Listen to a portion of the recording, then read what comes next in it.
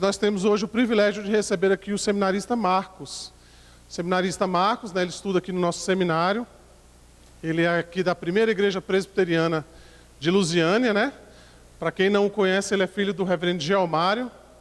E nós temos o privilégio de tê-lo aqui nessa noite. Seja muito bem-vindo, viu, Marcos? Que Deus possa abençoá-lo ricamente. Nós vamos orar mais uma vez, colocando a vida dele diante do Senhor, para que Deus, então, o use como instrumento nas suas mãos. Oremos.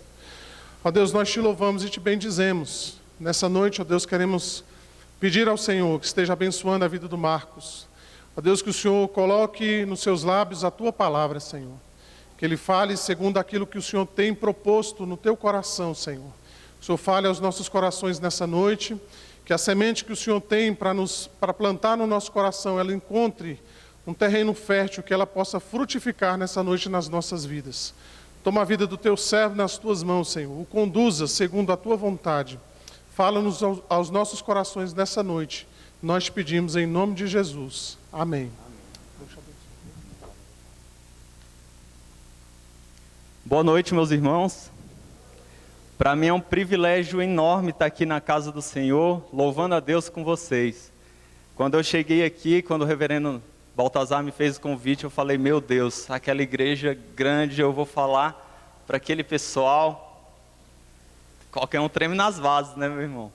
Mas chegar aqui, encontrar o sorriso do Ricardo, encontrar gente amiga aqui, encontrar o Luciano, bem ali, meu colega de turma, encontrar meu professor, reverendo Alan. Que alegria encontrar amigos numa igreja presbiteriana. Eu fico muito feliz de estar aqui, de compartilhar a palavra com os irmãos, de servir a Deus pregando nessa noite. Meus irmãos, como o Ricardo falou, meu nome é Marcos, sou seminarista. Não me pergunte o ano, porque eu sou grade aberta, então estou no quarto, estou no quinto, estou no primeiro, então pego matérias isoladas. Esse ano de 2016, trabalhei lá na igreja de Lusiânia, na primeira igreja presbiteriana de Lusiânia. Nós tivemos um desafio ali, ficamos sem pastor esse ano inteiro, então tivemos um esforço a mais, então poder exercer o ministério que Deus chamou, já antes mesmo de ser ordenado, foi um privilégio muito grande. Esse ano de 2017, vou trabalhar com um amigo de vocês, o reverendo Dalzir, lá na igreja de São Sebastião, lá na igreja das Palmeiras. Trabalhar com ele e trabalhar com o André Dantas, não sei se vocês lembram dele, mas vou trabalhar com eles dois. Então, me sinto em casa só de falar desses nomes, de falar, de conhecer gente aqui muito próximo. Meus irmãos, sem mais delongas, vamos abrir a palavra de Deus no livro dos Salmos. Livro dos Salmos, de número 3, Salmo de número 3. Salmo de número 3.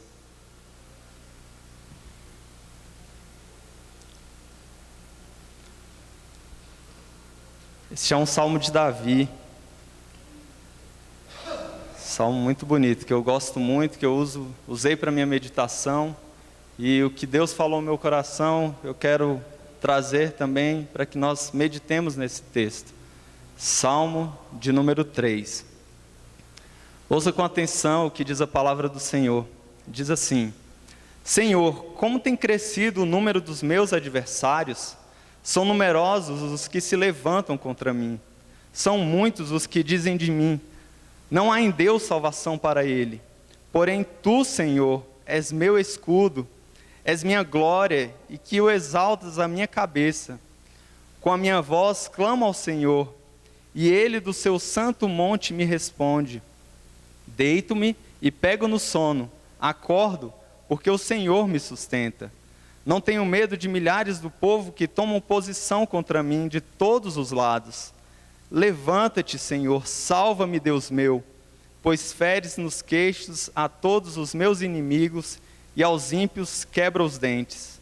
Do Senhor é a salvação, e sobre o seu povo a sua bênção. Aleluia. Vamos orar mais uma vez? Pai amado, nós te louvamos pela tua palavra que é inspirada, Pai, que é rica e que fala aos nossos corações até mesmo hoje, Pai. Meu Deus, nós te pedimos que o Senhor abra os nossos corações para que possamos absorver ao máximo, Senhor, a Tua palavra e ouvir a Tua voz, Pai. Tira, Senhor, toda falta de concentração, Pai. Dá-nos uma concentração na Tua voz, Pai. Que não seja aqui o Marcos falando, Senhor, mas o Senhor fale através de mim, fale aos nossos corações, Pai. Essa é a nossa oração, em nome de Jesus. Amém. Amém. Meus irmãos, ultimamente eu tenho gostado muito de assistir série. Assisto muitas séries. Quando o seminário me dá espaço, eu assisto série. Quando dá espaço no trabalho, eu vou e assistir série. E uma série que eu gostei muito e que me chamou a atenção pelo enredo foi Breaking Bad. Alguém aqui já assistiu? Alguns já assistiram. Quem não assistiu, eu vou contar um pouco da história. O primeiro episódio é o seguinte: o Walter, ele é um professor de química do ensino médio, mais ou menos. E ele dá aula, e ele, para complementar a sua renda, ele precisa trabalhar num lava-jato. E ele está cansado daquela situação. Para piorar a situação, ele tem um filho que é deficiente, e ele descobre que a sua mulher está grávida de um bebê. Ele, com 50 anos de idade, descobre que vai ser pai. Ser pai com 50 anos de idade, você imagina uma coisa dessa? Para piorar a situação, ele descobre um câncer no pulmão.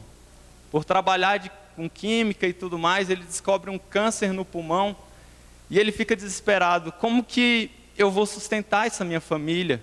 Como que eles vão viver depois que eu morrer? A minha morte já é certa. Como que eu vou pagar as contas? Como que eles vão sobreviver? Como que a minha filha vai poder ter uma educação boa? Vai poder cursar a faculdade? Eu logo vou morrer, não vou poder acompanhar o crescimento da minha filha. E numa situação de pleno desespero, sem saber o que fazer, e omitindo todas essas circunstâncias, toda essa situação do câncer para sua esposa, para os seus familiares, ele decide por conta própria fabricar e vender drogas. Ele começa a produzir metanfetamina. E aí, como o seu conhecimento de química é muito grande, ele consegue fazer uma metanfetamina pura, ele consegue vender e ele consegue custear as suas despesas hospitalares, consegue fazer uma boa reserva para seus filhos. E ele pensa: pronto, eu não preciso de ninguém, eu sou autossuficiente, eu consigo bancar as despesas lá de casa, eu consigo juntar mais dinheiro para que eu consiga bancar as despesas da minha filhinha que nasceu agora. Eu não preciso de ninguém. Quantas vezes nós somos desse jeito? Quantas vezes nós esquecemos que Deus existe e a gente luta com todas as forças, com todo o nosso conhecimento, toda a nossa força, toda a nossa saúde, porque a gente pensa: nossa, eu sou saudável, eu sou bom. E a gente pensa que é capaz de fazer tudo. Meus irmãos, o texto aqui de Davi, e que Davi escreve, está num contexto muito difícil. Davi, no Salmo 3, o contexto em que ele está é um contexto de guerra. É um contexto de guerra, e não é guerra contra nada mais, nada menos do que seu próprio filho. E é interessante olhar um pouco atrás, olhar em 2 Samuel, capítulo 15, como tudo isso aconteceu. Vocês lembram que Aminon teve uma relação incestuosa com Tamar. Aminon era meio irmão de Tamar, e Absalão era irmão por parte de pai e de mãe de Tamar. E Aminon sente atração por sua irmã e ele comete essa relação incestuosa. Absalão fica revoltado com essa situação. Absalão espera 2 anos para poder executar um plano que ele vem tramando: matar o seu próprio irmão. Então Absalão espera 2 anos, depois de esperar 2 anos, a poeira baixar, ninguém pensar que ele está revoltado com aquela situação, ele vai lá e mata o seu irmão Aminon, seu meio-irmão Aminon. Depois disso, Absalão foge. Absalão foge e fica 2 anos longe da sua cidade. Fica mais 2 anos afastado da sua casa. Fica 2 anos longe do seu pai, longe de sua mãe, com medo de que haja represárias. Então, passados 2 anos, Absalão volta de mansinho, e ele começa a planejar um retorno para casa. E ele no capítulo 15, no capítulo 14, ele fala com Joabe, que era o general na época, e fala: Joabe, eu quero falar com meu pai, eu preciso falar com meu pai. Então Joabe providencia um meio de Absalão falar com seu pai. Então Absalão chega até o trono do rei, consegue falar com seu pai, consegue honrarias do seu pai. O seu pai disponibiliza cavalos, disponibiliza soldados para ele. E Absalão age de má fé, age de um jeito traiçoeiro. Ele começa a tomar o coração do povo. E ele fica na porta do palácio esperando que as pessoas que têm causas a serem julgadas pelo rei, esperando pessoas aflitas, pessoas com dificuldade chegarem para que o rei julgasse suas causas. E Absalão chega a essas pessoas já chegam curvando diante de Absalão, e Absalão fala: não precisa se curvar diante de mim, você é que deve ser honrado, você é que deve ter suas causas respondidas.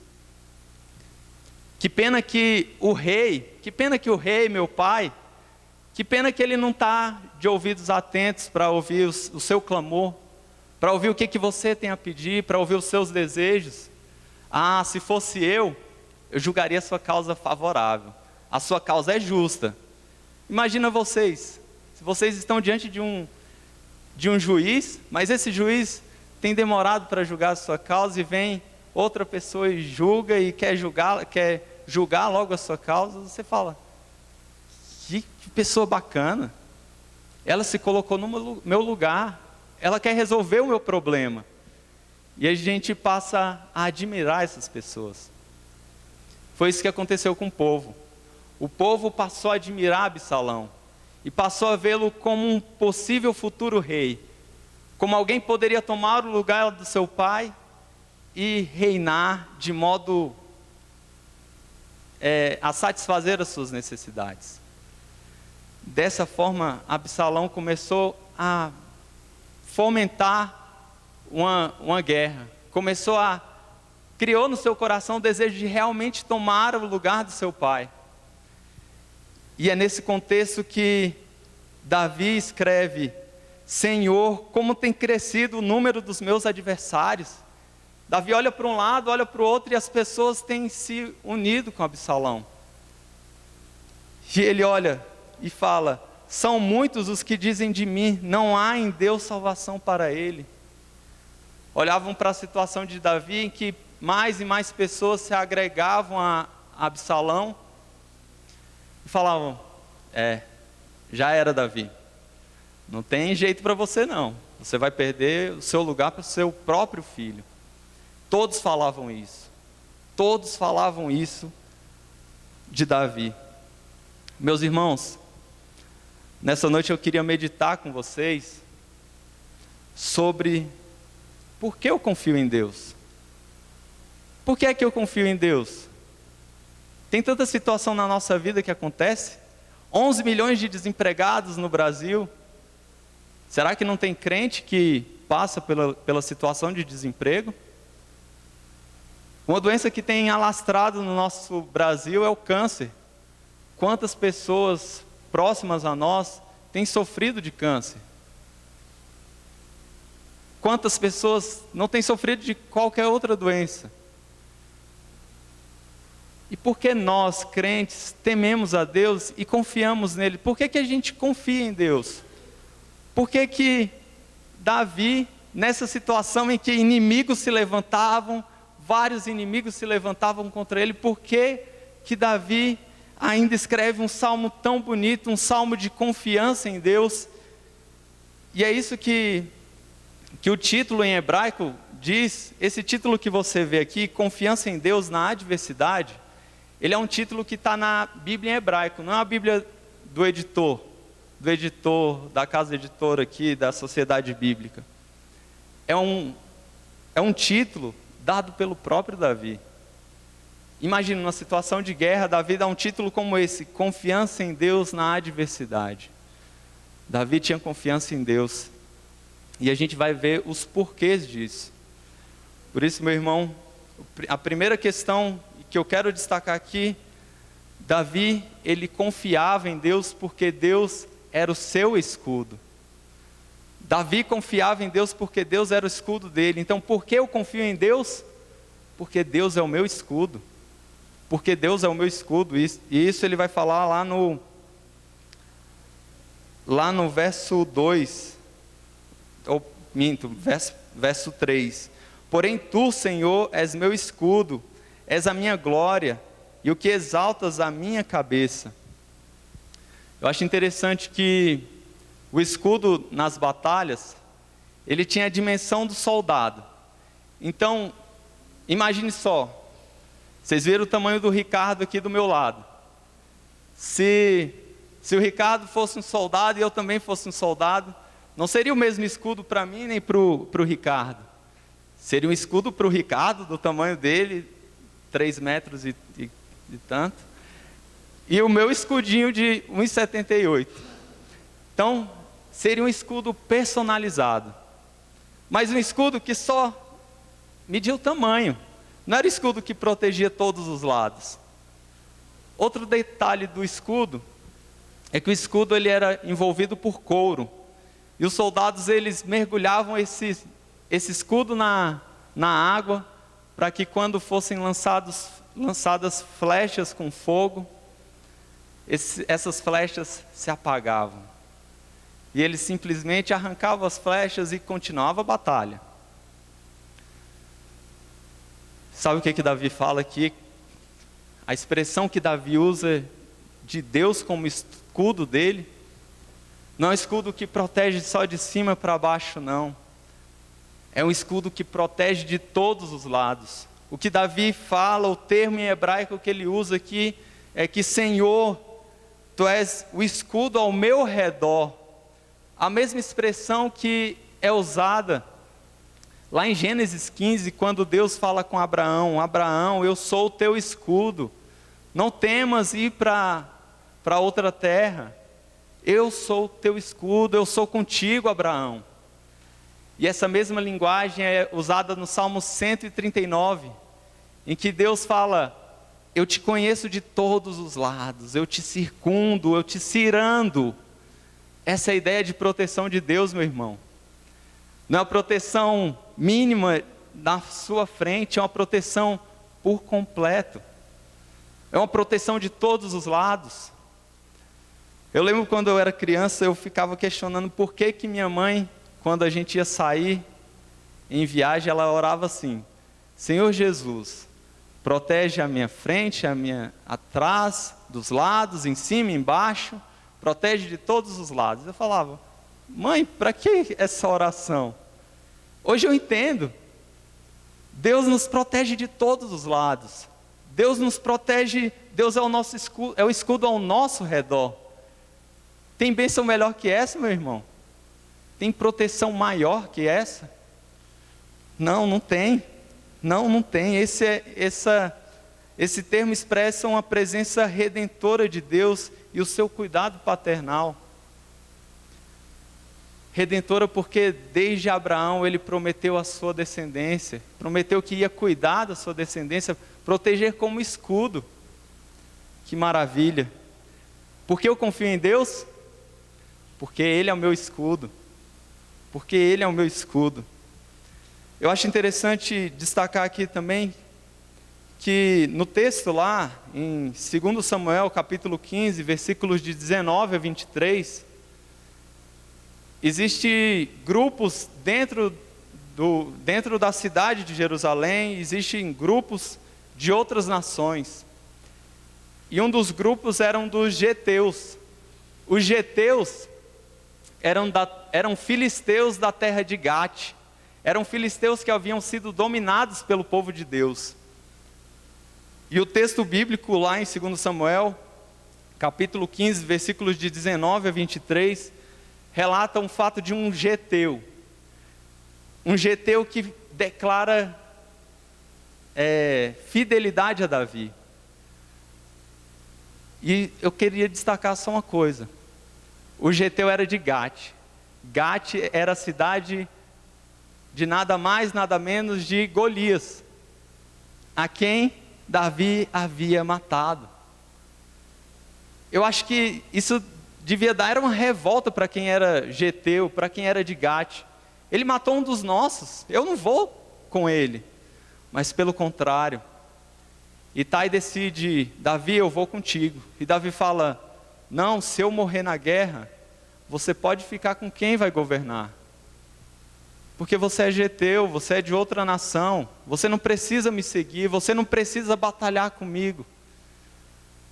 Mas como o nosso Deus é escudo ao derredor, Ele levanta exército de todos os lados. E Itai foi com ele, Itai foi batalhar com ele.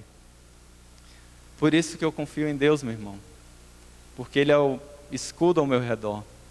De onde a gente menos imagina, Ele traz proteção, traz segurança e traz gente para batalhar com a gente. Segunda questão que eu queria destacar aqui: por que eu confio em Deus? É porque Ele é o meu descanso. É porque Ele é meu descanso, porque sabendo que eu tenho um escudo como esse, eu posso descansar tranquilo. Isso faz muito sentido nos dias de hoje, em que as pessoas tomam remédio para poder dormir e tomam remédio para poder ficar acordado. As pessoas precisam disso. Quando a gente confia num Deus em que a gente pode descansar, e que a gente pode viver a nossa vida tranquila, a gente fica realmente tranquilo, fica realmente sossegado, consegue dormir em paz, consegue dormir mesmo com a pilha de coisas no nosso trabalho para a gente fazer, mesmo com medo de perder o emprego numa situação como essa, a gente consegue dormir sossegado, porque a gente confia em Deus, um Deus que é o nosso descanso. O sono é um lembrete diário de Deus que nós não somos Deus. Nós precisamos dormir. Deus não dorme. O texto lá em Gênesis fala que no 7º dia Deus descansou. Deus descansou na completude, Deus havia completado a sua obra. Deus não descansa, Deus não dorme. No Salmo de número 127 nos afirma lá que o Senhor não descansa e que se o Senhor não edificar a casa, em vão trabalhos que nela edificam. E se o Senhor não guardar a cidade, em vão vigia a sentinela. É o Senhor que cuida de nós. Nós podemos dormir tranquilo, nós podemos descansar nele. Eu lembro quando um baianinho não, eu sou pernambucano, mas fui criado na Bahia. Lembro que logo quando eu cheguei aqui em Brasília, em 1994, eu fui estudar num colégio público lá na quadra 32 do Guará 2. Meu pai era pastor lá no Guará 2 e eu estudava no Centro de Ensino 7. E era muito grande a diferença dos alunos. Eu era pequenininho e tinha gente de quase 20 anos. E eu morria de medo daquilo, eu ficava morrendo de medo. E o primeiro salmo que minha mãe me ensinou e me deu para decorar foi o Salmo 121. O meu Deus, Ele não dormita nem dorme. Meu Deus não dorme. E eu, com esse salmo em mente, eu podia ir tranquilo para a escola, estudar tranquilo, voltar para casa, com isso em mente, sabendo que eu podia ir para onde quer que fosse. Meu Deus não dorme, meu Deus me protege. Isso é maravilhoso. Isso é maravilhoso, saber que nele eu tenho descanso. Nele eu posso descansar, nele eu posso dormir, com ele eu posso dormir tranquilo.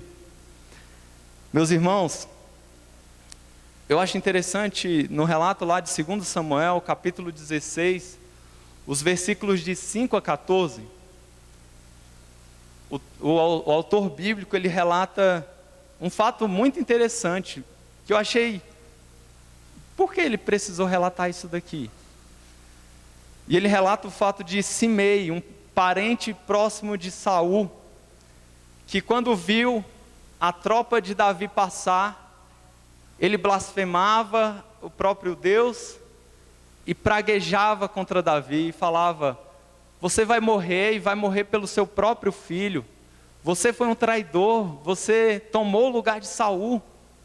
E agora você está vendo a sua família ser destruída. Você está vendo agora o seu exército oprimido, fugindo. Você vai morrer. Então os soldados de Davi falam: Davi, deixa que eu arranque a cabeça dele. Deixa que eu arranco a cabeça dele, ele para de nos amaldiçoar, ele para de amaldiçoar o nosso Deus. E para o exército era fácil, uma pessoa ali, só praguejando, pegava ele, acabava com a vida dele e pronto. Mas acho interessante como Davi tinha plena ciência do que Deus fazia e do que Deus faz. Davi fala para os seus soldados: queridos, deixe que ele fale. Deixe que ele fale. Deus enviou ele para falar mesmo, então deixa que ele fale. Se você for lá no texto, você vai ver praticamente essas palavras de Davi. Deixe que ele fale mal de mim, deixe que ele me perturbe, mas a gente não vai perder tempo com ele. Vamos continuar a nossa jornada. Imagina, meus irmãos, você sofrendo uma situação complicada, sendo alvejado por seu próprio filho, fugindo, correndo o risco de perder o seu emprego, correndo o risco de perder a sua própria vida. E Davi fala: deixa que ele fale, confiando plenamente em Deus, confiando plenamente no Deus da sua salvação. Às vezes quando a gente está em situação difícil, a gente não fala assim não, né? Por que isso está acontecendo comigo? Ah, mas eu vou para a igreja todo domingo. Ah, mas eu pego até chuva para vir para a igreja. Né, Jean? Deus cuida de todas as situações que a gente enfrenta, meu irmão. Nós precisamos, com fé, continuar caminhando, como Davi fez, continuar a caminhada, olhando para o alvo, olhando para o nosso Deus, olhando para Jesus. Nós precisamos fazer isso, meu irmão. Eu acho interessante que depois desse período cansativo, Davi e os seus soldados, relata lá em 2 Samuel capítulo 16, no versículo 14, relata que Davi e os seus soldados encontraram o Jordão, e no Jordão eles puderam se refrescar, beber água, e lá o texto fala que Davi e os seus soldados descansaram. Ah, como é bom depois de um dia pesado, a gente chegar em casa e encontrar uma esposa amorosa que Deus nos deu. Como é bom a gente, depois de tantas dificuldades no dia a dia, a gente poder entrar no nosso quarto e se refugiar e contar tudo para o nosso Deus, falar: Deus, como foi difícil hoje, mas obrigado porque o Senhor nos sustentou. Obrigado porque no Senhor encontro descanso e refrigério para amanhã enfrentar mais um dia de trabalho. Que bênção, não é, meu irmão, que em Deus a gente encontra descanso. Você tem isso como prática, colocado as suas dificuldades e encontrado refrigério em Deus no seu quartinho, no seu canto de oração, ou mesmo no metrô, no ônibus lotado, seu cantinho de oração. Deus é o seu descanso, meu irmão. Por isso que nós confiamos em Deus, porque Ele é o nosso descanso. Terceiro e último ponto que eu queria destacar aqui, porque eu confio em Deus, porque Ele é o meu escudo, porque Ele é o meu descanso e porque Ele é o meu Salvador. Porque Ele é o meu Salvador, por isso que eu confio em Deus. Porque Ele me salvou, porque Ele enviou Jesus para morrer no meu lugar. É por isso que eu confio em Deus. E você deve estar perguntando, Marcos, Davi não falou de Jesus não. Falou? Davi, ele aponta para o Cristo. Davi, ele aponta para uma redenção maior. E por isso que ele, no versículo 7 e 8, vamos ler juntos? Diz assim: levanta-te, Senhor, salva-me, Deus meu, pois feres nos queixos a todos os meus inimigos e aos ímpios quebra os dentes. Do Senhor é a salvação, e sobre o teu povo a tua bênção. Aleluia, amém. Queria destacar aqui que não só são os adversários que se levantam, não são só os inimigos que se levantam, o Senhor também se levanta. E eu lembro, quando eu vejo essa questão de que o Senhor se levanta, eu lembro de Estevão, quando estava sendo apedrejado, ele olha para o céu, e é a única cena em que você vê Jesus de pé, ao lado do trono de Deus. É o único texto que Deus relata em que Jesus está de pé, e Jesus se levanta. Jesus não está alheio ao seu sofrimento, meu irmão. Jesus não está alheio às nossas situações. Pelo contrário, todas as coisas cooperam para o bem daqueles que amam a Deus. Todas as coisas mesmo, inclusive o sofrimento. Gosto de um texto do Piper, sempre que eu tenho amigos que falam, olha, fulano de tal está com câncer. Não desperdice o seu câncer. Esse é um texto fantástico do John Piper, que em momentos de desertos como esse, nós encontramos refrigério em Deus, nós encontramos descanso e nós sabemos que o nosso Deus se levanta, e que Ele batalha pelos seus.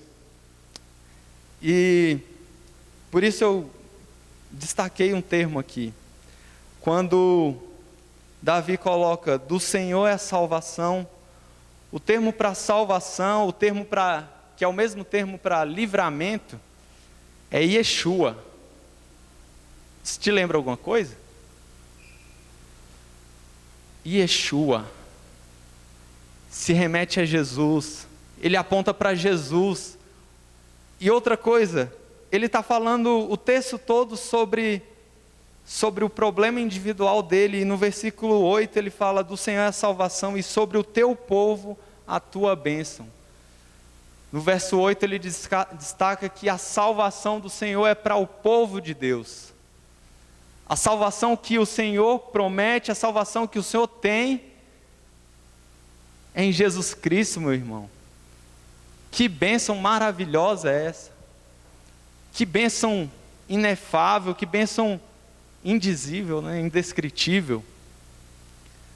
É bom demais confiar num Deus que trouxe a salvação através de Jesus. Do mundo caótico, depois da queda, hoje à tarde, eu estava meditando com meu avô, minha avó. Meu avô é cego, ele já fez quatro cirurgias de córnea, não resolveu. E minha avó não consegue ler também. E lá nessa tarde a gente pôde meditar com eles no texto de Gênesis, e a gente viu depois da queda, o caos que é, gente matando gente, um caos total. Nós vivemos nesse período de queda, mas Deus trouxe a salvação através de Jesus. Jesus é a salvação, Jesus trouxe a salvação. E também na questão pessoal de Davi, houve salvação, houve livramento com a morte do filho. Absalão morre de uma maneira totalmente inesperada. Absalão está correndo com a sua mula e ele fica preso na árvore, preso pelos galhos da árvore. Então os servos de Joabe falam: Joabe, a gente encontrou Absalão pendurado na árvore. E Joabe fala: uai, por que vocês não mataram ele já? Mata ele. E esses soldados falaram: não, ele é filho do rei, a gente não vai fazer isso. Então Joabe fala: a gente precisa acabar com essa guerra. E então dispara 3 dardos no coração de Absalão, e Absalão não morre ainda. Parece cena de filme, né? Enredo de filme. E Absalão então não morre, mas os outros servos que carregavam as armas de Joabe vão lá e matam Absalão. E então toca-se a trombeta, a guerra acabou. A guerra acabou, agora é sossego, é paz. Mas houve a morte de um filho. Davi chora amargamente a morte do filho Absalão. Meus irmãos, nós éramos como Absalão, um filho alienado, um filho rebelde, um filho alienado do seu pai, alienado do reino do seu pai. Nós éramos dessa mesma maneira. Queria convidar você a abrir lá em Colossenses capítulo 1, versículos de 21 a 23. Colossenses capítulo 1, versículos de 21 a 23. Diz assim a palavra do Senhor: e a vós outros também, que outrora éreis estranhos e inimigos no entendimento pelas vossas obras malignas, agora porém vos reconciliou no corpo da sua carne, mediante a sua morte, para apresentar-vos perante ele santos, inculpáveis e irrepreensíveis, se é que permaneceis na fé, alicerçados e firmes, não vos deixando afastar da esperança do Evangelho, que ouvistes que foi pregado a toda criatura debaixo do céu, e do qual eu, Paulo, me tornei ministro. Como que nós éramos? Estranhos e inimigos. Estranhos e inimigos do nosso Pai Celestial. Nós estávamos alienados do reino da graça, nós estávamos alienados do Pai. E em Cristo Jesus nós fomos feitos filhos de Deus. Não é pelos nossos méritos que nós alcançamos a salvação. Não é. Pelos méritos de Cristo na cruz. Jesus morreu para nos livrar do pecado original. E é isso que a palavra de Deus tem nos trazido essa noite. Meu irmão, confia em Deus. Confia em Deus, porque se Ele trouxe a salvação, que era algo que a gente imagina, pensa não ter jeito, não tem jeito, a gente peca, não tem jeito, o pecado está em nós. E Deus, através de Cristo Jesus, trouxe salvação, nos libertou do pecado. Essa é a maior prova, e esse é o maior motivo porque nós devemos confiar no Senhor. Lendo o livro do Augustus, ele fala o seguinte: se Deus, por intermédio de Jesus, trouxe salvação, a gente pode acreditar que todas as outras coisas vão ser supridas, que todas as outras coisas Deus vai cuidar, que todas as coisas Deus cuida. Então, meu irmão, Deus é o teu escudo. Deus não dorme para que você possa descansar. E meu irmão, Deus enviou Cristo Jesus para te salvar. Se você não aceitou Jesus como Senhor e Salvador da tua vida, esse é o momento oportuno para você curvar a sua cabeça, orar, pedir a Deus: Deus, traz teu Espírito para me regenerar, meu Pai. Em nome de Jesus, que eu confie, Senhor, na obra suficiente, Pai, de Jesus na cruz do Calvário. Essa é a grande lição que o texto dos Salmos tem a nos dizer essa noite. Para quem não assistiu o final de Breaking Bad, momento spoiler da pregação, eu vou contar o final para ter sentido, né? Eu ter contado. Depois de ter resolvido por conta própria a sua vida, ter vendido drogas, Walter, ele é morto. Ele faz uma emboscada para as pessoas que são seus inimigos, porque nesse mundo do crime, o que mais tem é inimigos. E os seus inimigos crescem e crescem, e ele pensava que ele podia, com a sua força, com a sua inteligência, com suas estratégias, vencer os seus inimigos. Walter morre, o seu dinheiro é totalmente perdido, ele consegue recuperar pouca parte do dinheiro que ele tinha guardado durante sua vida, com seus esforços.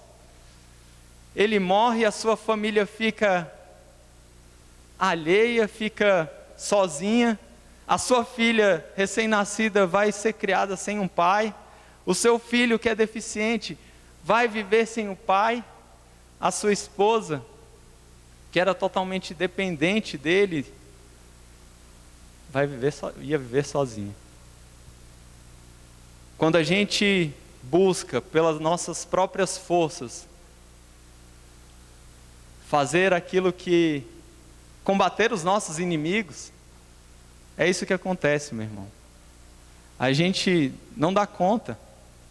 A gente precisa descansar e fazer como as músicas que a gente cantou hoje aqui, colocar diante do trono da graça de Deus as nossas preocupações, os nossos anseios, saber, o Deus que providenciou a nossa salvação, a minha salvação, Ele vai providenciar cada detalhe da minha vida.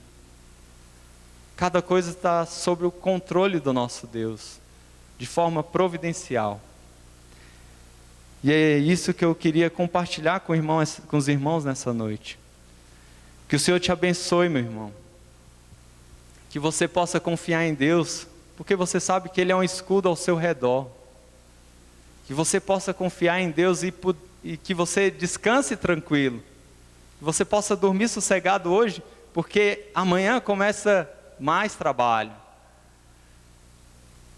Que você possa descansar, porque Deus providenciou Jesus como Salvador.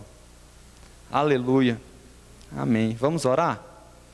Pai amado, nós te louvamos, Senhor, porque o Senhor é misericordioso, Pai. Nós te louvamos, Senhor, porque o Senhor enviou Jesus para morrer pelos nossos pecados, meu Pai. Nós te louvamos, Senhor, porque nós podemos hoje aqui aprender mais da Tua Palavra. Podemos confiar em Ti, Senhor, porque através da Tua salvação, o Senhor concede-nos também proteção, meu Pai. Porque, Senhor, através da Tua salvação, Senhor, nós podemos também descansar seguros e tranquilos, meu Pai. Muito obrigado por isso. Meu Deus, eu te peço que o Senhor ajude, Senhor, os nossos irmãos que têm enfrentado problemas com insônia, Pai. Ajuda o Senhor a dormirem tranquilo, a descansarem em Ti, Pai. Em nome de Jesus, Pai, afasta de nós todo o medo, Pai. Mesmo diante de uma cidade tão perigosa, de situações tão difíceis, Pai, nos ajuda, nos protege, Pai. Em nome de Jesus, nós te pedimos pela Igreja Presbiteriana Central do Gama, que essa igreja possa ser transformada pelo poder da Tua Palavra, Senhor, que pessoas possam se converter, Senhor, através do ministério dessa igreja, Pai. Em nome de Jesus, nós te louvamos por essa oportunidade, Pai, de te ouvir e ouvir a Tua voz. Em nome de Jesus, amém. Amém.